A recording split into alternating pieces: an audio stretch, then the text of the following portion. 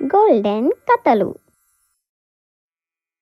కోనసీమ పరివాహక ప్రాంతంలోని ఒక పచ్చని గ్రామం రామచంద్రాపురం. ఆ ఊరి జమీందారు రఘురాం గారు ఎంతో ధనవంతుడు. వందల ఎకరాల భూములు, పెద్ద మేడ, పట్టుపరుపులు, 10 మంది సేవకులు ఉన్నారు.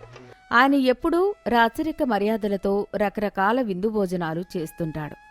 కాని ఆయనకు ఎంత ఖరీదైన భోజనం తిన్నా ఏదీ ఒంటికి సహించదు.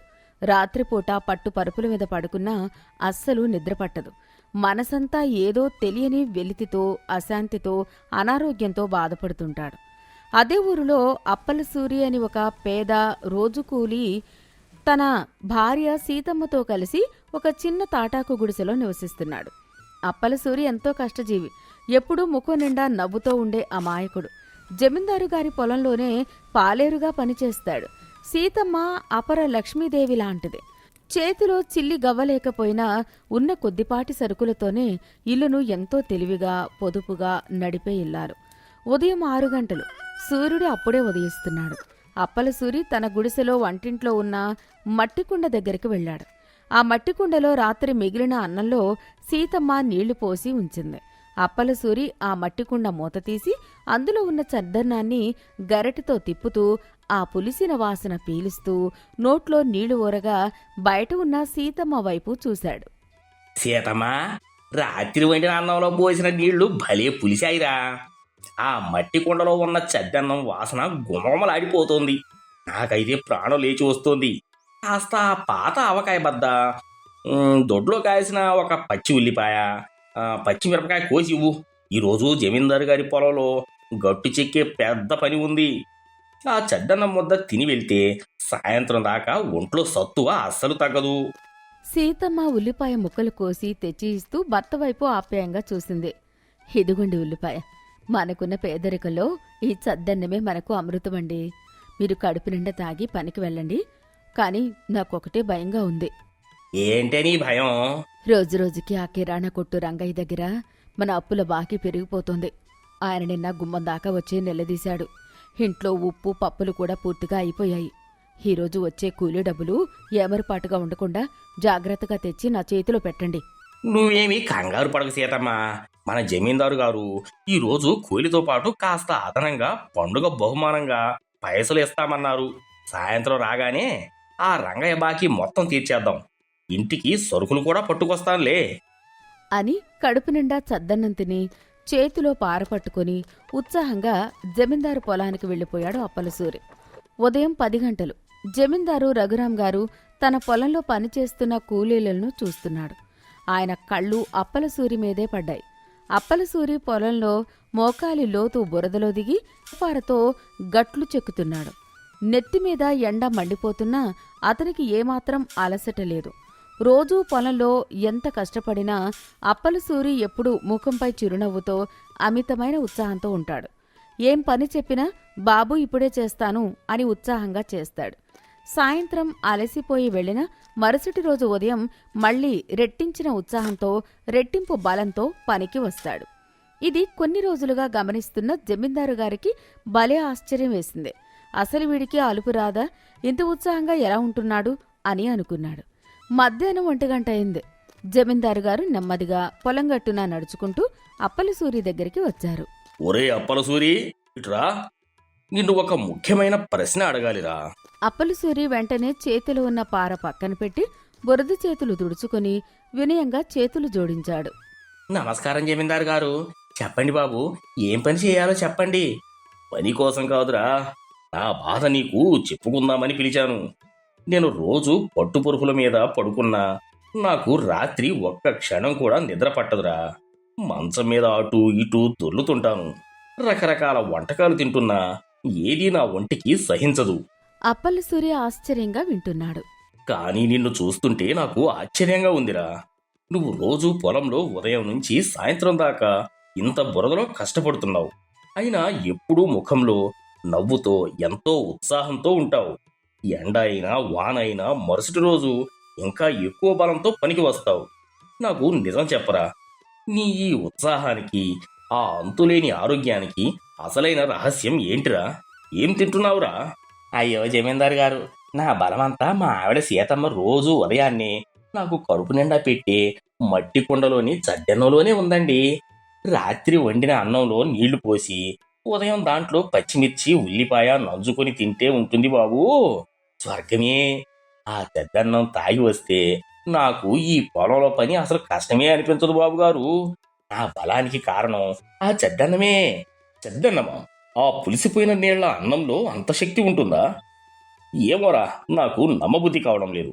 నా పట్టు భోజనం కంటే నీ చద్దన్నం గొప్పదా? సరేరా, రేపు ఉదయం మీ ఇంటి వైపు వస్తాను. నీ చద్దన్నం ముచ్చట ఏంటో, దాని రుచి ఏంటో నేను కూడా చూస్తాను. నాకు పెడతావా? జమీందారు గారి మాటల్లో ఆయన మొహంలో ఉన్న నీరసాన్ని చూసి అప్పలసూరికి ఆయన రోగానికి అసలు కారణం అర్థమైంది. జమీందారు గారి సోమరితనం వల్లే ఆయనకు నిద్ర పట్టడం లేదని, ఆకలి వేయడం లేదని అప్పలసూరి గ్రహించాడు. జమీందారు గారికి శ్రమ విలువ నేర్పాలని మనసులో అనుకున్నాడు. అయ్యో, దేవుళ్ళలాంటి జమీందారు గారు మా గుడిసెకు వచ్చి చద్దన్నం అడిగితే పెట్టకుండా ఉంటానా బాబుగారు? మీకు రేపు కడుపు నిండా మా సీతమ్మ చేతి చద్దన్నం పక్కన పచ్చిమిరపకాయ పెట్టి ఇస్తాను. సరేరా, రేపు ఉదయం వస్తాను. అయ్యా, సరే కాని ఆ చద్దన్నం తింటే మీకు రుచించాలన్నా, రాత్రికి మీకు నిద్ర పట్టాలన్నా దానికి ముందు ఒక చిన్న పద్ధతి, ఒక పూజ ఉందండి. దాన్ని పాటిస్తేనే ఆ చద్దన్నం మహిమ మీ ఒంటికి పడుతుంది, లేకపోతే అరగదు బాబు. పూజ? ఏంట్రా పద్ధతి? నాకు ఆకలి నిద్ర దక్కితే నువ్వు ఏది చెబితే అది చేస్తాను, చెప్పు. అబ్బే, పెద్ద పనే లేదు బాబు. ఈ రోజంతా మీరు నా పక్కనే ఉండి నేను చేసిన పని అంతా మీరు నాతో సమానంగా చేయాలి. ఆ చెమట చిందిస్తేనే రేపు ఉదయం మా గుడిసెలో ఆ చద్దన్నం భోజనం మహిమ మీకు తెలుస్తుంది, లేకపోతే అది ఒట్టి అన్నలాగే ఉంటుంది. నేను చెప్పింది చేస్తారా బాబు? జమీందారు గారు ఒక్క క్షణం ఆలోచించారు. సరేరా అప్పలసూరి, నా ప్రాణానికే గొడ్డలి పెడుతున్నావు. అయినా నువ్వు చెప్పినట్టే చేస్తాను. చెప్పు, ఏం చేయాలి? అప్పలసూరి నవ్వుకుని ఒక గడ్డపార, ఒక బుట్ట జమీందారు గారి చేతిలో పెట్టాడు.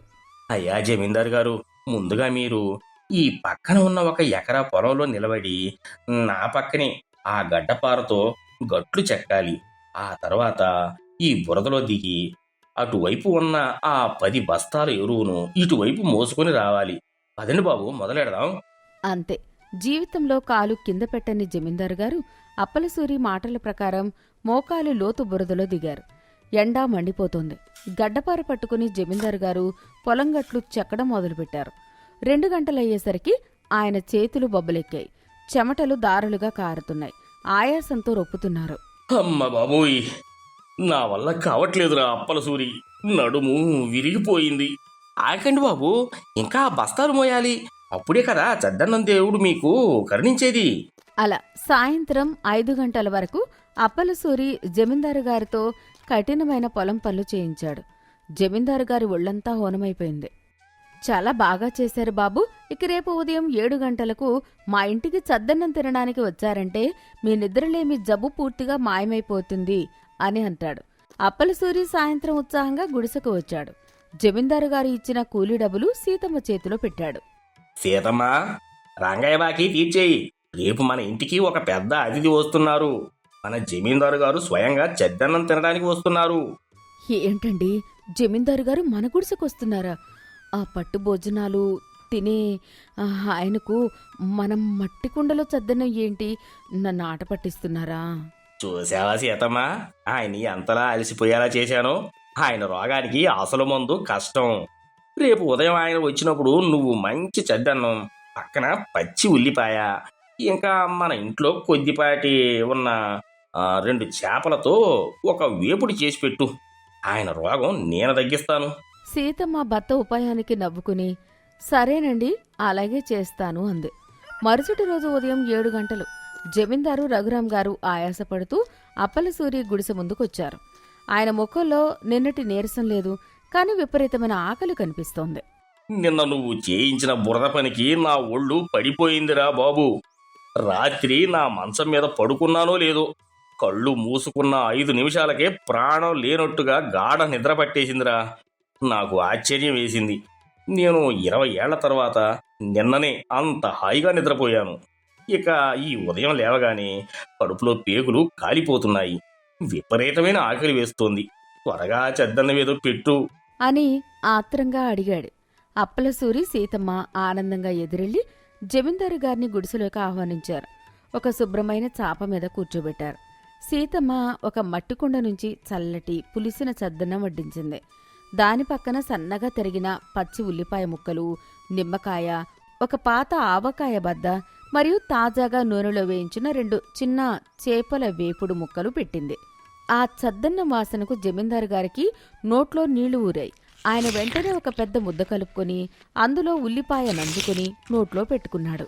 ఆహా, అద్భుతం రా అప్పలసూరి, అమృతం.